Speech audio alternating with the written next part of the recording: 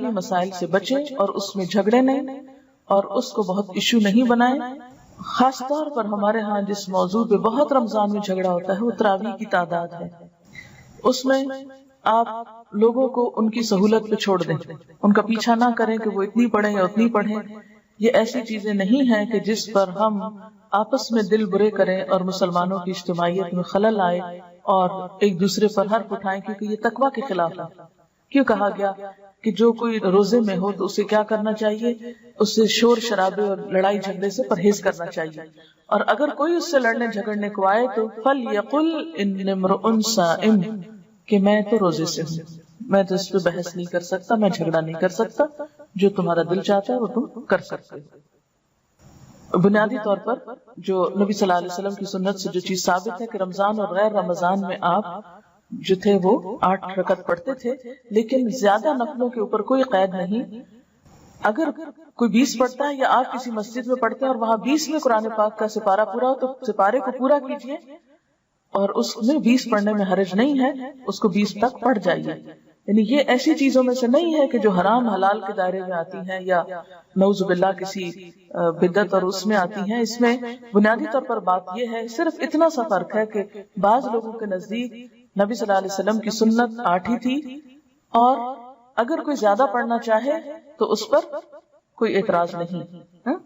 تو اس میں یہ ہے کہ اگر آپ کسی ایسی مسجد میں ہیں کہ جہاں پر 8 پڑھ رہے ہیں اور سپارہ وہاں مکمل ہو گیا ہے تو اس میں آپ یہ نہ سمجھے کہ ہم گناہگار ہو رہے ہیں. ان میں کیا ہوتا ہے کہ قیام لمبا ہو جاتا ہے.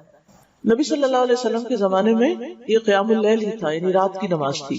اور تراویح اس لیے کہتے ہیں کہ جب حضرت عمر رضی اللہ عنہ نے اس کی باقاعدہ جماعت کا آغاز کیا تو پھر 4 رکعت کے بعد لوگ تھوڑا سا آرام کرتے تھے. آرام سے مراد یہ کہ تھوڑا سانس لیتے, پھر اس کے بعد 4 اور پھر 4, تو اس لیے اس کا نام تراویح پڑا, یعنی وہ نماز جو تھوڑے تھوڑے وقفوں کے ساتھ ادا کی جاتی ہے. اور یہ نبی صلی اللہ علیہ وسلم کے قول اور فعل دونوں سے ثابت ہے. آپ اپنے صحابہ کو قیام رمضان کی ترغیب دیتے. تراویح جماعت کے ساتھ پڑھنا زیادہ افضل ہے. آپ نے اپنے گھر والوں اور بیویوں کو بھی تراویح کی جماعت میں شریک کیا اور طویل قیام کیا, خصوصاً آخری عشرے میں رات کے قیام کے لیے جگایا. حضرت ابو ذر فرماتے ہیں کہ ہم نے رسول اللہ صلی اللہ علیہ وسلم کے ساتھ روزے رکھے. آپ نے 23ویں رات تک ہمارے ساتھ رات کی نماز نہیں پڑھی, پھر 23ویں رات کو ہمیں لے کر کھڑے ہوئے, یہاں تک کہ 1/3 رات گزر گئی, 1/3, اتنا لمبا قیام کیا. پھر 24ویں رات کو نماز نہیں پڑھائی, لیکن 25ویں رات کو آدھی رات تک نماز تراویح پڑھے, پہلے سے بھی زیادہ لمبا. ہم نے عرض کیا یا رسول اللہ صلی اللہ علیہ وسلم, ہماری آرزو تھی کہ آپ باقی رات بھی ہمارے ساتھ نوافل پڑھتے. آپ صلی اللہ علیہ وسلم نے فرمایا, جو شخص امام کے ساتھ اس کے فارغ ہونے تک نماز میں شریک رہا اس کے لیے پوری رات کا قیام لکھ دیا گیا. یعنی آگے میں نماز چھوڑ کے نہ آ جائے انسان, اینڈ تک ساتھ رہے. پھر آپ نے 27ویں رات تک نماز نہ پڑھائی. 27ویں رات کو پھر کھڑے ہوئے اور ہمارے ساتھ اپنے گھر والوں اور عورتوں کو بھی بلایا, یہاں تک کہ ہمیں اندیشہ ہوا کہ فلاح کا وقت نہ نکل جائے. راوی کہتے ہیں میں نے ابو ذر سے پوچھا فلاح کیا ہے, تو انہوں نے کہا سحری کا وقت. یعنی اس سے اندازہ لگا سکتے ہیں کہ اس نماز کا پھر کتنا وقت ہو سکتا ہے. یعنی آپ نے 1/3 رات بھی قیام کیا, آدھی رات بھی کیا, اور تقریباً سحری کا وقت ختم ہونے تک بھی کیا. اسی لیے آپ دیکھیں کہ 27ویں رات کو عموماً بعض اوقات لوگ ساری رات قیام کرتے ہیں. اب یہ جو آپ صلی اللہ علیہ وسلم کا طرز عمل ہے, اس سے ہمیں پتہ چلتا ہے کہ یہ نماز پڑھی جانی چاہیے.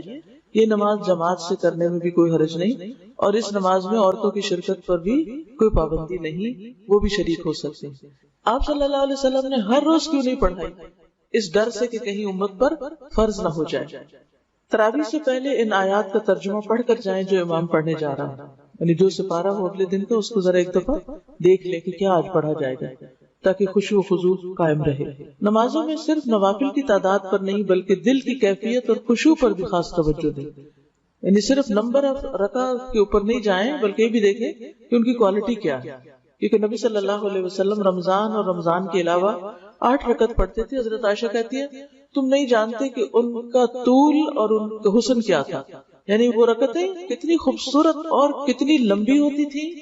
تو بعض اوقات ایک میراتھن ریس لگی ہوئی ہوتی ہے, بس کھڑے ہوئے بیٹھے 20 پوری کے ختم کیا. تو اصل چیز یہ ہے کہ آپ کتنی توجہ سے اللہ کی طرف متوجہ ہیں.